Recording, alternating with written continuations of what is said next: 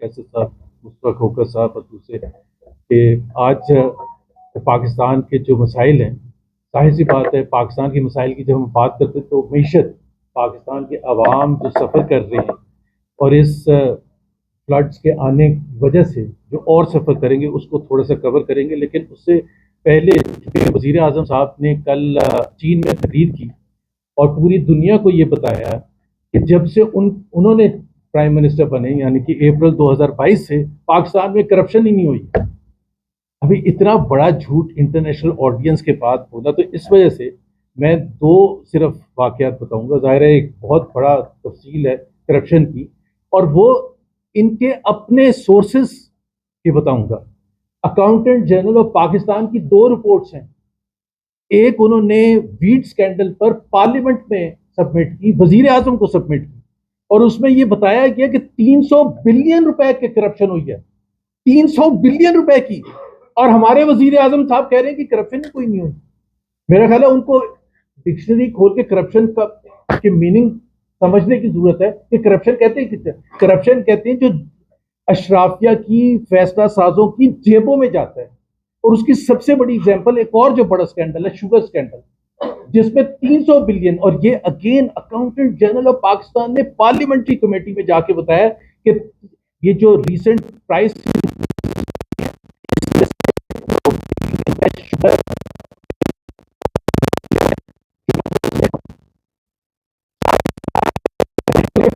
करते हैं, जिनकी हुकूमत है, जो वजीर आजम के बेटे हैं, खुद जहांगीर तरीन है, चौधरीज हैं, I mean you name it, Zardaris हैं, सारे के सारे शुगर मिल ओनर्स हैं। 300 बिलियन अकाउंटेंट जनरल ने कह दिया और वजीर आजम साहब ने हड़प कर दिया। उनको पता ही नहीं कि 300 बिलियन गए कहाँ हैं। और उन्होंने ये वादा किया था कौम के साथ जब ये शुगर स्कैंडल सामने आया है कि मैं कन्फ्रंट करूंगा शुगर माफिया को। उसको 2 महीने हो गए उस बात को, कोई एक्शन नहीं लिया गया। तो जब आप ये बातें करते हैं ना करप्शन की, एक और, मैं चूंकि ये रिसेंट वाकया और बड़ा कंसर्न है, आपको पता है कि आईपीपीस के हवाले से जो पाकिस्तान ने जो बोझ उठाया, सिर्फ मैं आपको बता दूं कि 8.4 ट्रिलियन रुपीस 10 साल में हमने कैपेसिटी पेमेंट्स, यानी कि हमने यूज नहीं की बिजली, खरीदी नहीं बिजली, लेकिन चूंकि एग्रीमेंट ऐसा था तो 8.4 ट्रिलियन रुपीस ओवर 10 ईयर्स हमने दिया। अब इन्होंने ईसीसी ने एक अप्रूव किया है पेट्रोलियम प्रोडक्ट्स की शिपमेंट के लिए, एक टन बन रहा है पाइपलाइन, उसका ठेका दिया है पहली चीज बगैर बिडिंग के। कौन सा असूल कहता है कि बगैर बिडिंग के होना चाहिए? जो प्राइस आगे से आ गई, अब मैं उन कंपनीज का नाम नहीं लेना चाहता जो कंपनीज फॉरेन कंपनीज भी इन्वॉल्व हैं, आपने बिडिंग क्यों नहीं कराई है? बिडिंग कराते तो प्राइस आपको अच्छी मिलती। क्या एक ही कंपनी थी पूरी दुनिया में जो कि उसको ठेका देना था? दूसरी बात, आपने उसकी रीपेमेंट जो डॉलर बेस्ड कर दी है। फिर वही आईपीपी वाला प्रॉब्लम, आधी से ज्यादा इन्वेस्टमेंट आपकी रुपीस में है और रिटर्न डॉलर्स में कमिट कर रहे हैं। ये कौन सी दुनिया का असूल होता है? और फिर कह रहे करप्शन नहीं है। ये इसी चीज ने अप्रूव कर दिया, अभी ये काबीना में जाने वाला है। इस वजह से हम कह रहे हैं कि भाई, अच्छा उसमें भी वो क्लॉज है जो कैपेसिटी पेमेंट वाला था कि शिपमेंट हो या ना हो आपको पेमेंट करनी है। अभी आप एक मुश्किल बुरान से निकले नहीं है, आप एक दूसरे मुश्किल बुरान में कौमें सीखती हैं कि भाई हमने जो गलती की थी, अभी सब जो 47 में बना था और ये मौजूदा पाकिस्तान 72 में वजूद में आया, और फिर इस बिखरे हुए पाकिस्तान को इकट्ठा करने के लिए आइन बनाया गया ताकि सारे सूबे, बिलाकर इंसानी माशरे जब लोग इकट्ठा रहते हैं, मुख्तलिफ इकाइयाँ इकट्ठी हो जाती हैं तो किसी ज़ाब्ते और कानून की तरह ज़िंदगी गुजारते हैं। अगर कोई कानून और ज़ाब्ता ना हो तो इकट्ठी ज़िंदगी नहीं हो सकती। एक चीज़ अपनी जगह पर रह सकती है उस वक्त जब कानून हो, तो पहला हाथ जमा हो जाए, जंगल बन जाता है। तो इकट्ठे रहने के लिए आइन बन गया, 1973 का आइन एक डॉक्यूमेंट बन गया, सोशल कंट्रैक्ट बन गया, जिसके तहत पाकिस्तान के सारे सूबे और सारी इकाइयाँ इन्होंने फैसला किया इकट्ठे रहेंगे, और इनके जो रिप्रेजेंटेटिव थे उन्होंने आइन बनाया और पाकिस्तान के अवाम ने उसको कबूल कर लिया। आइन वो बुनियादी डॉक्यूमेंट है जो वो इकट्ठा रखते हैं। फिर उसकी रोशनी में कानून साजियाँ होती हैं, इदारे बनते हैं, पार्लियामेंट बनती है, सूबाई सेटअप बनते हैं, उसी आइन की रोशनी में बनते हैं, और कानून साजी होती है सूबाई सतह पर, बड़ी सतह पर, और कानून मोहतरम होता है। जिन माशरों में कानून अपनी हुर्मत खो बैठता है वो माशरे तबाह बर्बाद हो जाते हैं। कानून के नफाज के बगैर عدل کا نفاذ ناممکن ہے، لوگوں کو ان کے حقوق دلوانا ناممکن ہے۔ اس وقت آپ دیکھتے ہیں کہ کہتے ہیں کہ اس وقت سیلاب آیا ہوا ہے جو تباہی مچا رہا ہے، طوفان ہے اس وقت پانی کی شکل میں جو تباہی مچا رہا ہے۔ اس سے پہلے آئین شکنی کا طوفان آیا، لا قانونیت کا طوفان آیا، عوام کے حقوق پر ڈاکہ ڈالنے کا طوفان آیا۔ 8 فروری کو عوام نے جو فیصلہ کیا تھا اس کو اس لا قانونیت اور آئین شکنی کے طوفان کے ذریعے بدلنے کی کوشش کی گئی اور ملک تباہی و بربادی کے حوالے کر دیا گیا۔ اگر کوئی یہ سمجھتا ہے کہ آئین شکنی کر کے یا آئین کی روح ختم کر کے، جو آئین بنایا تھا ہمارے اسلام نے اس کی روح ختم کر کے اور اس کو ایک بالکل ایک پیرالائز قسم کا آئین بنا دیں اور پھر اپنی مرضی کے قوانین بنائیں، اور وہ قوانین جو دراصل قانون کی روح کے خلاف ہیں، جو فلسفہ قانون سازی کا اس کے خلاف ہے، تو اس نتیجے میں کیا ہو جائے گا؟ ملک تباہ و برباد ہو جائے گا، ادارے ریلیونٹ ہو جائیں گے۔ اب پنجاب میں کوئی ادارہ ہے؟ سیلاب آیا ہوا ہے، ہر طرف ایسا ہی ہے۔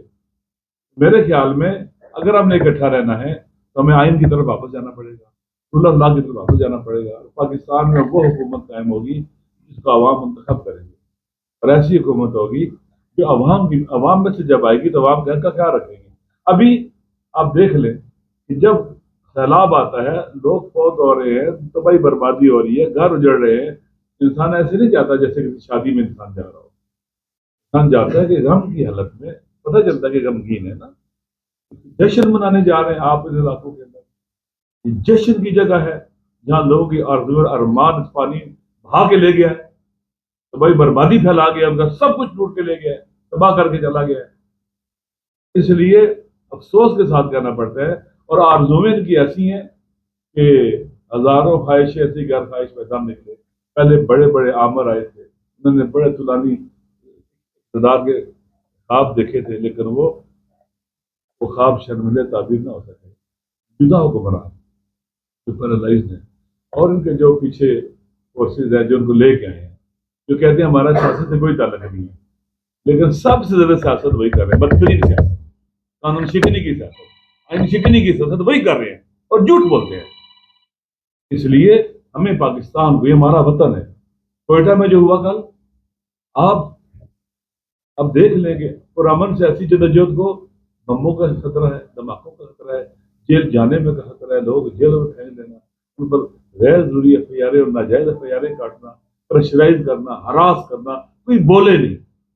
آخری بات کرتا ہوں، جب ملک کے اندر یہ صورتحال ہو جاتی ہے، کوئی بھی ملک اپنی سافٹ پاور کھو بیٹھتا ہے۔ سافٹ پاور ہی ایک ملک کی بنیادی طاقت ہے۔ ہارڈ پاور گولی کے ساتھ، ٹینک کے ساتھ، اسلحے کے ساتھ آپ زیر نہیں چل سکتے۔ سافٹ پاور آپ کو دلوں میں لے جاتی ہے، آپ کی طاقت کو بڑھاتی ہے، دنیا میں آپ کا امیج بہتر کرتی ہے، آپ کو لوگ آپ سے محبت کرتے ہیں، آپ پر اعتبار کرتے ہیں۔ اس ملک کے اندر اس کی سافٹ پاور مر چکی ہے۔ یوسف نائک کی کتاب پڑھنے والی مر چکی ہے ہی نہیں ہے۔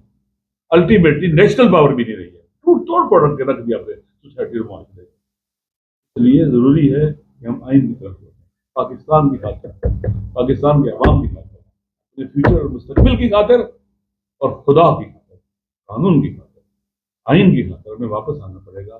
اگر نہیں آئیں گے، ایک وقت آئے گا جب آپ غلط راستوں پہ چلتے ہیں نا، آگے کھائی میں گرتے ہیں، انہوں نے گرنا ہے کھائی میں۔ کہاں ہے مشرف؟ کہاں ہے وہ عامر جن کی کتنی آواز ایسے بولتے تھے جیسے خدا ہے زمین پر؟ یہ آج کے خدا بھی دیکھنا نشان عبرت بنیں گے۔ یہ اللہ کا قانون ہے، ظالموں کا انجام برا ہوتا ہے، یہ خدا نے قرآن میں کہا، اور اللہ ان سے انتقام لیتے ہیں۔ اللہ عزیز الانتقام۔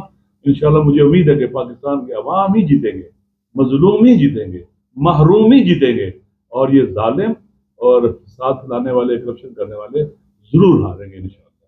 امید ہے، نا امید کبھی ہم نہیں ہوں۔